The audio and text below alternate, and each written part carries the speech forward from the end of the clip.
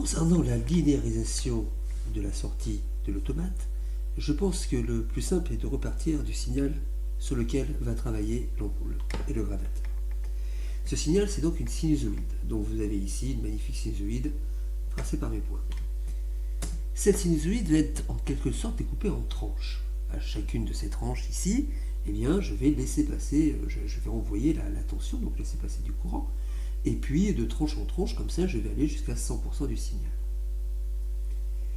Par exemple, à 0%, eh bien, je ne vais rien faire passer. À 0%, rien ne passe. Je suis, l'ampoule sera éteinte.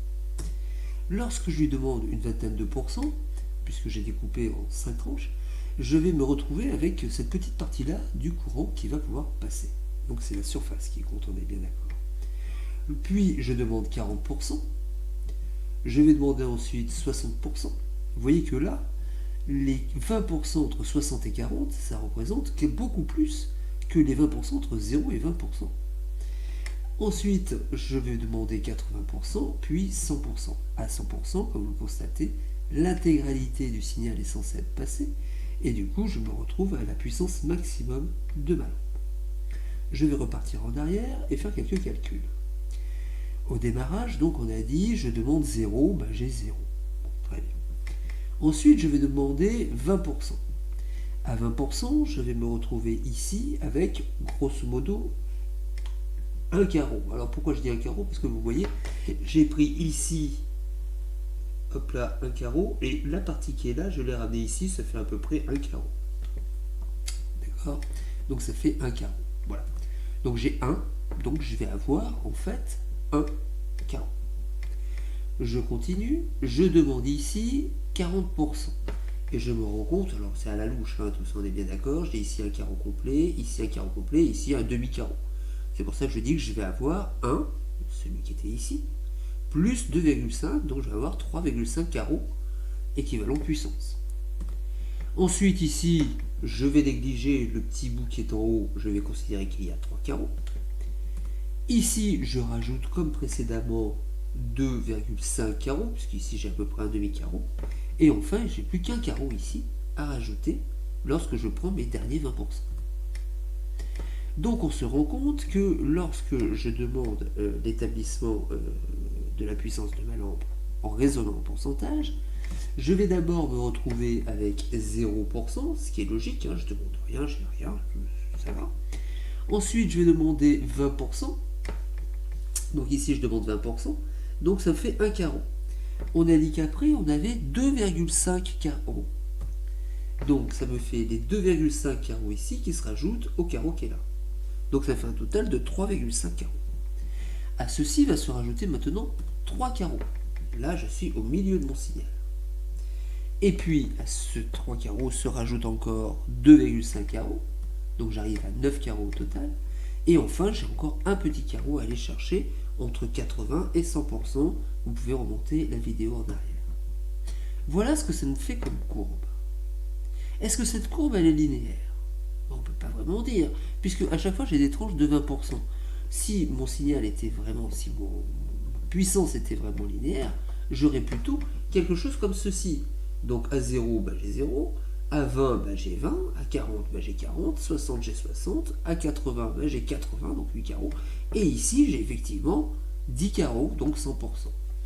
Donc ce que vous voyez ici, c'est ce que j'ai si j'ai quelque chose de linéaire, donc c'est le trait rouge qui représente ici mes carreaux verts. Et qu'est-ce que j'ai en bleu? Eh bien, en bleu, j'ai en fait ce qui m'arrive en termes de puissance. C'est-à-dire quoi? C'est-à-dire qu'au début, je vois bien qu'il me manque un peu de pêche ici, j'ai pas assez de puissance, je devrais avoir 2 carreaux, j'en ai qu'un. Et puis ici, j'ai un peu trop de pêche. Je vois bien, ici, j'ai 9 carreaux, je devrais en avoir 8.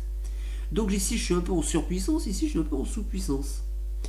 Ça, c'est un problème fondamental. C'est-à-dire que si je veux qu'en termes de puissance, j'ai quelque chose de linéaire, il va falloir que je corrige au niveau de la découpe de ma sinusoïde pour forcer un petit peu au démarrage à plus découper, et puis pour freiner un peu à la fin parce que j'en ai un peu trop. Vous voyez, ici j'en ai pas assez, et ici j'en ai un peu trop. Donc il va falloir que je fasse une courbe pas exactement symétrique à celle-ci, là, comme ceci, qui va ici forcer un petit peu au départ, ici être à 50-50, et puis ici réduire un peu, et puis rattraper ici gentiment les 100%. Voilà, donc ici. Alors, il m'est arrivé un deuxième problème. Donc ça, ce problème-là, je l'attendais. Il m'est arrivé un deuxième problème ici. Quel est-il? Le problème, c'est qu'en fait, je ne peux jamais avoir le signal complet. Je reviens en arrière. Je n'ai jamais ceci. Pourquoi je ne l'ai pas? Comme vous l'avez remarqué, mon gradateur, toute la chaîne, fait que, en fait, je m'arrête là. Donc ça, qui est en fait du 90% ici, d'une demande de 80%, en fait ça sera mon 100%, puisqu'au final je n'aurai jamais plus que cette puissance-là.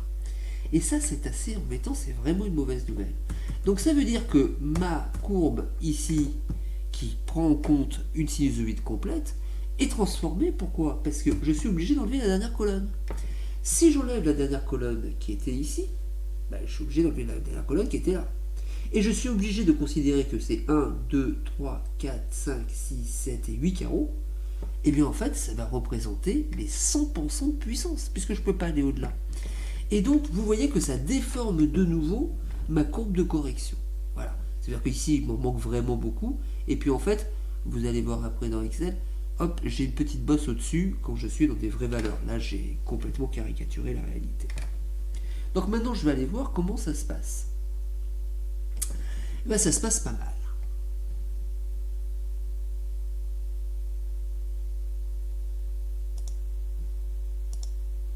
Voici ici la correction, la linéarisation pour le cruiser. Alors le premier truc que j'ai pu faire, c'est que j'ai été voir, voilà ce qu'envoyait le cruiser, et voilà ce qu'il obtenait en termes de carreaux.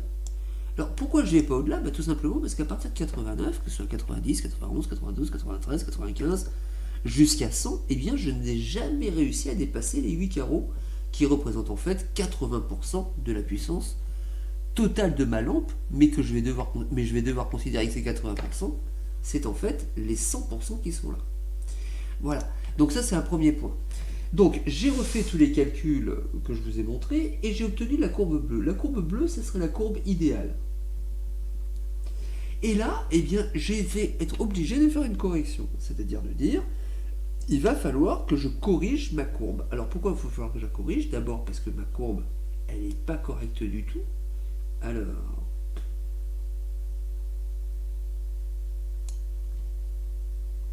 elle n'est pas correcte du tout parce que si je trace ici le diagramme, je me rends compte que je n'ai pas du tout quelque chose de correct. J'ai pas quelque chose de linéaire, j'ai un truc qui est comme ça. Voilà. Ça, c'est ce que me propose ma chaîne. Voilà, elle est comme ça, et vous voyez que le problème, c'est que je vais en fait jusqu'à 89% en fait de la puissance totale que je suis censé avoir. Voilà de quoi je pars. Donc il va falloir que je parte de cette courbe, et il va falloir qu'à partir de cette courbe, je fasse la courbe idéale, la bleue là. Alors, je ne vous cache pas que je ne vais pas y arriver, il n'y a pas de mystère. Je ne vais tout simplement pas y arriver, mais je vais m'en approcher. Alors qu'est-ce que j'ai fait? Alors j'ai fait des savants calculs, j'ai obtenu la courbe bleue qui est là, et ici maintenant ce que je vais pouvoir faire, c'est me rapprocher au maximum. Donc point par point, j'ai été voir si je pouvais m'approcher plus ou moins, sachant qu'à un moment donné, il ne faut pas trop se rapprocher non plus, parce que ça crée d'autres effets de bord. Donc je vais regarder par exemple ce point-là, qui doit être celui-ci. Voilà, si je mets 70, vous allez voir, hop, ça bouge ma courbe qui est là. Donc je reviens en arrière, c'était pas le bon point, il faut que je remonte. Donc là j'ai 46, donc je vais mettre 48, hop là, je mets 48, et vous voyez là je me suis complètement, ah oui, j'ai mis 18, donc je mets 48, hop là, et vous voyez que ma courbe ici, elle est beaucoup plus près ici du trait bleu. Le problème c'est que ça introduit une discontinuité. Donc voilà, compromis après compromis, je me suis finalement fixé sur cette courbe là. Alors cette courbe là me permet d'obtenir un tableau. Ce tableau, il est ici. Ça veut dire que quand moi je vais demander 10 par mon calcul, je vais en fait demander 7 à ma chaîne de mesure et je vais en fait obtenir 20. Voilà ce qui va se passer. Quand par exemple je vais calculer 46, je vais en fait demander 41 et en fait j'obtiendrai 45. De la même façon, quand je vais demander 57, je vais en fait passer par 49 pour obtenir 50. Voilà, donc ça c'est, donc là vous voyez qu'ici ce point là il est quand même très éloigné, à 50% j'ai pas 50% du signal, et ça c'est pas de l'énergie, Et ça, c'est quand même pas terrible. Mais il a fallu que je fasse un compromis. Voilà. Donc le compromis, c'est cette courbe-là par rapport à la courbe bleue qui serait parfaite. Voilà. Et d'ailleurs, ici, quand je suis ici à 50, vous voyez qu'ici, c'est censé être à 50. Voilà. Alors, comment j'ai fait? Eh bien, ce tableau-là, je l'ai... Alors, c'est pas celui-là, pardon, excusez-moi. Celui-ci, je l'ai mis dans un fichier CSV, donc que je vais vous montrer. Un fichier CSV, c'est un truc comme ça. Et donc, c'est tout simplement quelque chose que peut me sortir un fichier Excel. Hein. Je peux l'enregistrer sous la forme CSV. C'est séparé en colonnes. Donc ici, j'ai une première colonne, ici une deuxième colonne. Et ça dit juste que quand j'ai ça à gauche, le X, et ben je veux le Y qui est là. Donc ce fichier-là, je l'ai introduit dans un fichier Excel, puis je l'ai sauvegardé sous forme CSV. Il est ici, hop là où il y a tous mes programmes PM4, donc du EM4 de chez Cruze. Et après, dans Cruze, ici, je vais avoir, quand j'aurai la sortie de mon PID, au lieu de l'envoyer directement à mon PWM, je vais le faire passer ici, dans cette fonction. Alors cette fonction, comment elle fonctionne?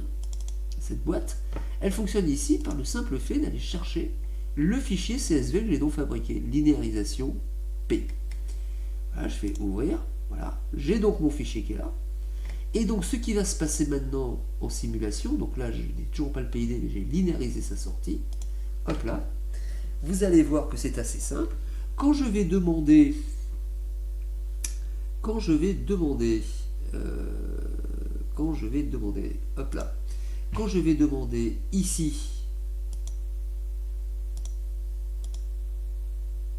pardon,